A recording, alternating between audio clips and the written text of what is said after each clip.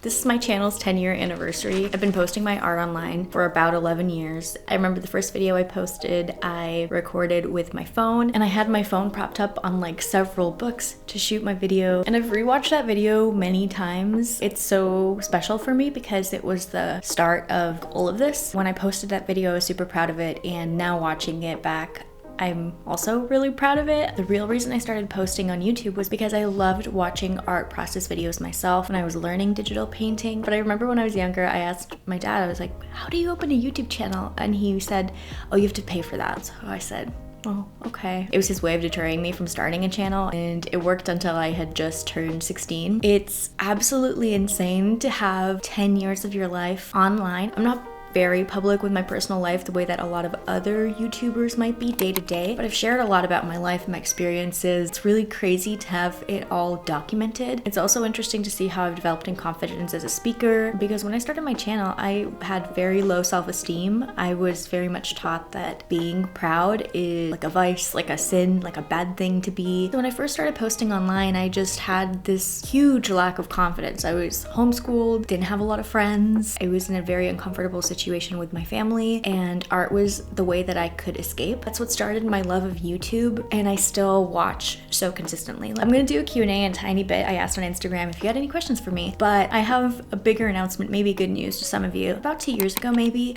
I privated like 100 YouTube videos, the infamous privated videos. And that was because I was going through a time where my trauma with my past was really real and raw. Dozens of comments every single day on those very popular videos from when I was younger, like a teenager. At the time, getting those comments and sort of like reliving that art process, that time was very painful, and I didn't feel like it was representative of who I am or me. So I privated a bunch of videos. I've like second guessed should I ever have privated those videos, but it I think was very helpful for my own personal and emotional growth to just have some distance from that. Distance makes the heart grow fonder, right? The really sad part of it for me is I get a lot of comments very frequently asking what happened to this video or that video, or that you rewatched a specific video many times and loved it and now it's gone. And that always like breaks my heart a little bit, because even though I don't necessarily love my old videos, it doesn't mean that they might not be valuable for you. I think about some of the iconic art videos that I watched when I started YouTube and how sad it would be if those were gone. I think there's enough distance between me and my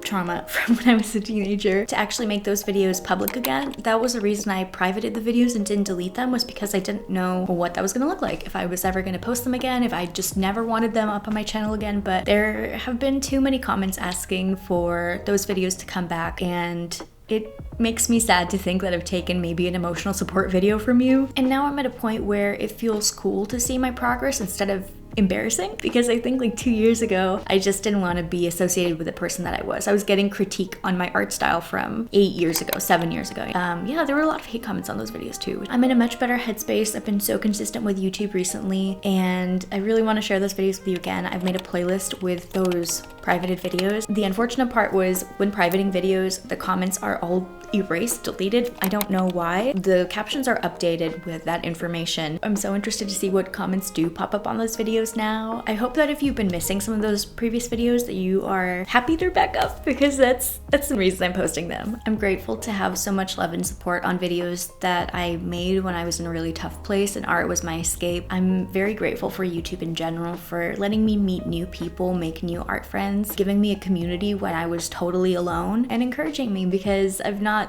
gonna cry. Oh. YouTubers always fucking cry in these videos. It's not a sad thing, it's a happy thing. I'll say quickly, I'm grateful for all the support that I've received over the years, because I've not always been confident in my work, and the friends I've made and the constructive criticism that I've received, it just has all helped me be a better artist and like person. I was editing the video, and at the end of the video I just kept crying a little bit, so I decided to film the Q&A portion today. Even though your style has obviously changed, what are some things that you still love art-wise? I still absolutely love pencil and digital. Pencil was just so accessible for me when I was little. Just in general, such an accessible and easy medium to create with when I was 8, 9, 10, 11, 12, 13, 14. I didn't have any money to spend on art supplies, and so something like watercolors was definitely not accessible for me. I'm a first-gen immigrant. I grew up up in a lower middle class family. My parents are very hardworking. I just remember any forms that my parents would bring home from work that were just printed on one side, I would on the other side draw on them. So like, you know, you get all of those promotional bank credit card letters in the mail and any kind of forms that my parents didn't need anymore, I would just draw on the other side of them. That was the way that I was actually able to draw a lot and often when I was younger. It's still special to me. I love it. I think it's such a whimsical medium. And the second one is digital. I love digital ever since I was single digits. I just remember when I discovered DeviantArt, which maybe a 9-year-old shouldn't go on DeviantArt. I remember being so fascinated with starting digital art, and my very first tablet, it was from Goodwill and it was just some no-name random brand. And then I remember my first real tablet that I used was a Wacom tablet from eBay that was used, and I used it into the ground for several years. I think it died when I spilled orange juice on it at one point. Since then, I've been using a variety of tablets, but generally a regular tablet. That's why I just love regular pen tablets, not display tablets, not necessarily my iPad, because I grew in my love of digital art using a simple display tablet. You also don't need to spend a lot of money if you start digital painting, and the possibilities are endless. You can explore so many different styles and colors and ideas in digital without wasting physical resources. I just think it looks so dreamy and beautiful, and I'm never gonna stop. When we're talking about art style, my style has changed drastically over the years, but something that has stayed consistent since the very beginning, ever since I was like 5, 6 to now, is I draw hair in the same style. Fluffy, whimsical, almost defying gravity. If I'm drawing straight hair even, it'll have bends and movements in it to look a little bit more dimensional. I've always loved drawing really fluffy, dynamic hair, and I can't see that stopping. What are you most proud of when you reflect on your 10-year journey? I think the big one for me is being able to make this my job and to sustain myself. I don't make a lot of money at all. I would definitely make a lot more money if I chose a different career path. And this year specifically, with our economy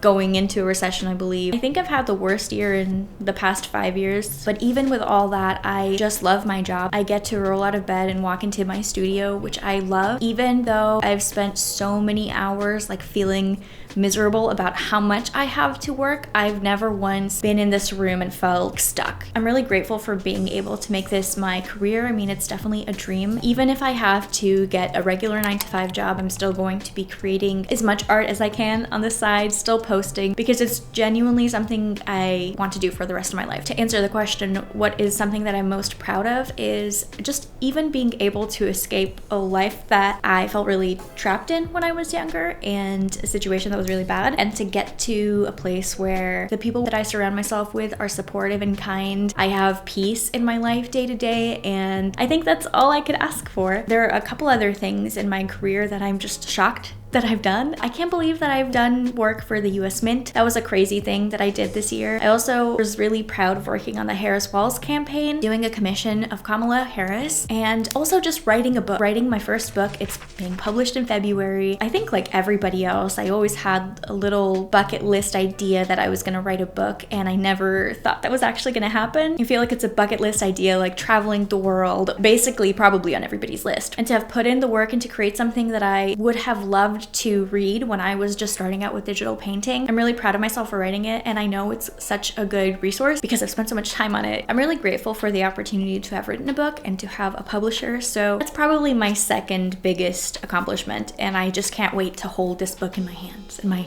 can't wait. How did you manage to make art for yourself while you were in university? This one's tricky because of two things. I graduated with a BFA in graphic design, so in a sense I was set up for success in the materials that I carried around with me all the time. If you're doing business school, you're probably carrying business school textbooks and anything related to business. How should I know? I was not a business major. As a graphic design major, you're carrying around a bunch of drawing instruments. You have the Adobe suite on your computer. So in that sense, all of the work that I did for school was much more closely related to my personal work. And the second way that I managed to create art for myself was, for one, loving it, isolating myself from a lot of people, saying no to a lot of opportunities and friendships that probably would have been really fun. At the end of the day, it was kind of like a sacrifice that I had to make. I never once went to a college party. So in general, I was kind of in my dorm all the time, in the library, or on the side of campus where I lived. I lived in sort of the apartment housing for the 2 years that I lived. lived on campus, and there was a little kind of community center with a pool and TVs and couches and pool tables and all this. I'd hang out with my friends while we all played pool or they played pool, and I would be drawing or painting, trying to find either time to do it for myself and saying no to opportunities, or doing it when I was out hanging out with people. Does your passion for art grow as your art grows, or does it ever start to feel like a 9-to-5? This is a really good question. I wish that it could be a little bit more whimsical and idyllic of an answer, but it feels like a 9-to-5 because it is. We have to pay mortgage, we've got to pay our electricity bill.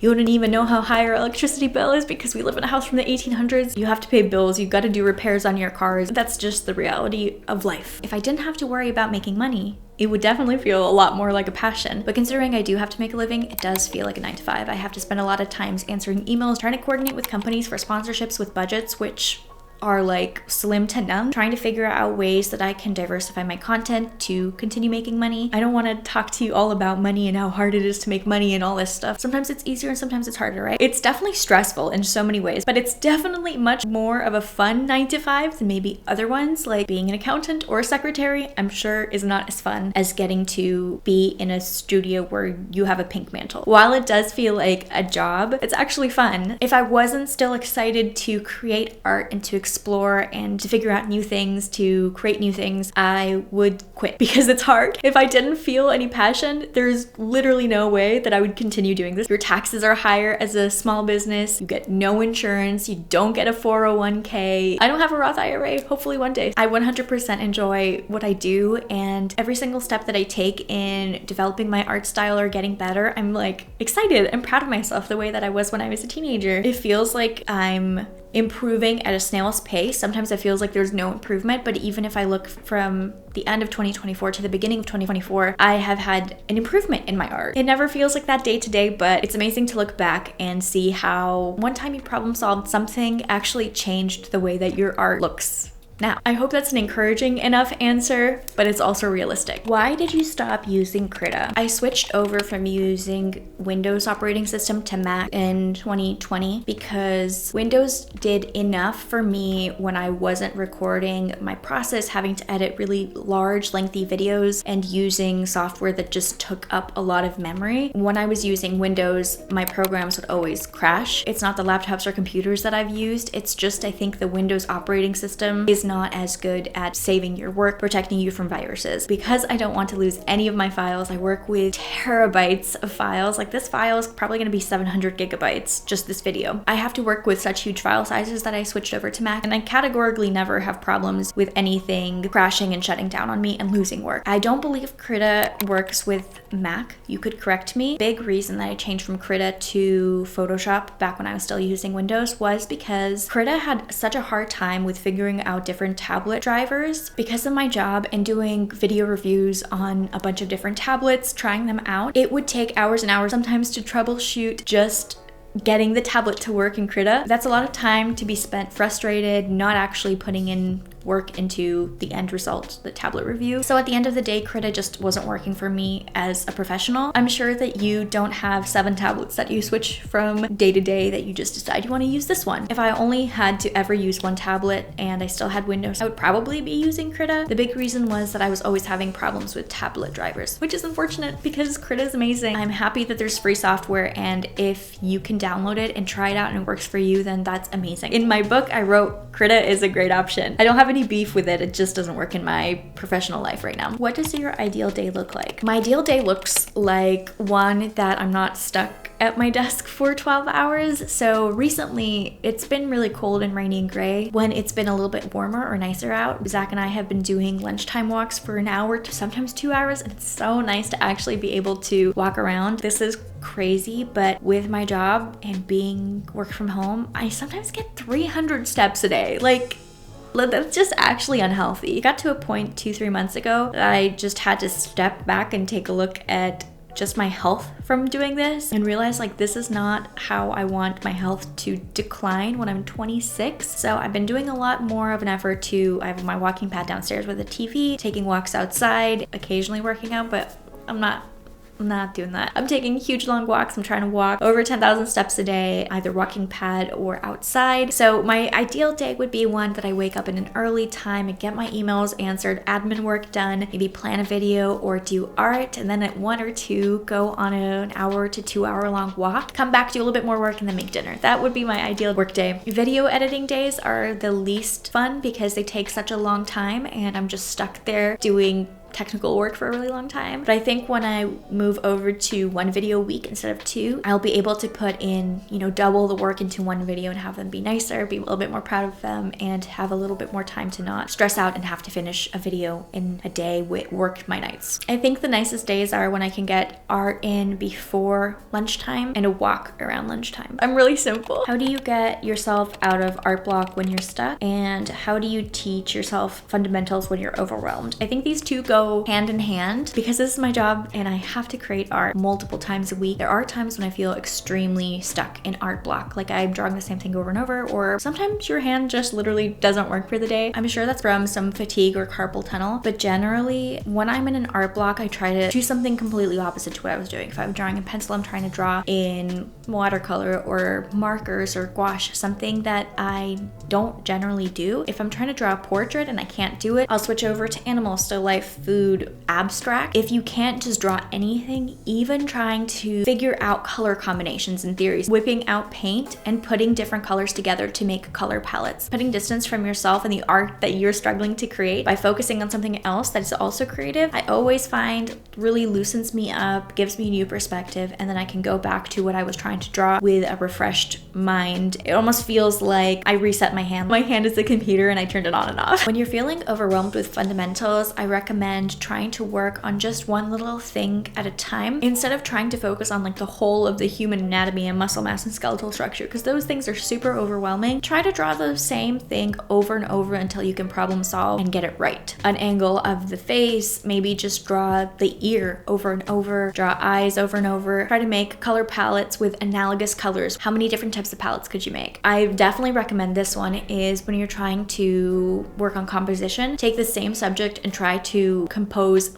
50 different thumbnails for it. Some of them will be complete ass, and then some of them will be really good, things that you didn't know you could even create or produce, sort of thinking outside the box. I'm gonna answer one more question and then the rest of them, some of them are really good ideas for standalone videos, so I'll keep them in mind, or maybe do a second Q&A. What are your art goals for the future? I really want to diversify my digital art subject matter and composition. I want it to be more dynamic, characters interacting with each other, action happening in my digital paintings. My digital paintings right now, while I think are actually really beautiful, are just focused on the same themes in portraiture, which I'm not going to stop creating in because it's great. I've like figured it out, but it's not necessarily super challenging for me anymore. So I really want to explore a lot more of diverse subject matter and more dynamic shots. I also, even though I tortured myself on writing a book for such a long time and it was difficult for me, I would love to do a book on maybe watercolor or pencil, traditional art in my style, because I do half digital, half traditional. And so I think that would be really cool, even though it's a lot of work. Hopefully I'll have a break in between there. Hopefully this book actually sells well and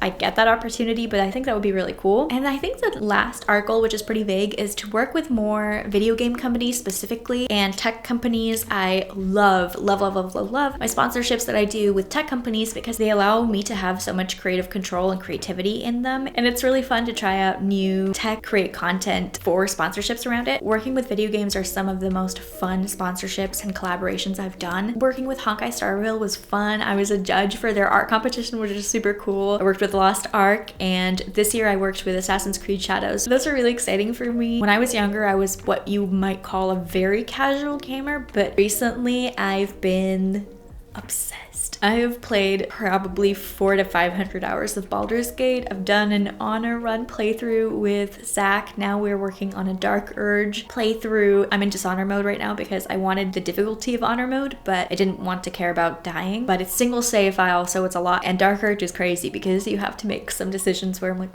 that's so evil. I would never want to do that. And it's crazy the things that Astarion and Shadowheart approve of. I'm like, you guys are kind of messed in the head. I literally this morning just finished killing Merkel. And now I'm heading into Act 3. And probably after I finish editing this video, we're going to start playing Pathfinder because I've realized I really like turn-based games instead of games where you have to be like actively killing, shooting, stabbing people. That really stresses me out. Like I tried to play Last of Us and I was having nightmares because it's horror, and I never realized horror games freak me out. I don't get spooked from horror movies, but I think being in a horror game is such a different experience. I've realized I like turn-based games, so if you have recommendations, please let me know because I can't just keep playing Baldur's Gate. Zach has a really nice gaming setup, so I just always go in and start playing Baldur's Gate, and he probably just wants to play like Tekken, or he's been playing Red Dead 2 recently, and it's fun to watch him. It's a boy horse game. I've recently become a little bit of a gamer girl, so working with games would be really exciting in 2025 and beyond. Let me know if you watch any of the videos that I have unprivated. Let me know if there was a specific video that you were missing. Thank you so much for watching. Thank you so much for being here. I know so many of you have been here for basically from the start of my journey, so I really appreciate it. I'm so grateful for it, and it's amazing to have many friends along the way and to have fun creating art. If you like this video, give me a thumbs up, subscribe. I put out new videos Tuesdays and Thursdays. I also post primarily on Instagram, so go check that out if you want to just see more of my art. I will talk to you in the next one. Bye.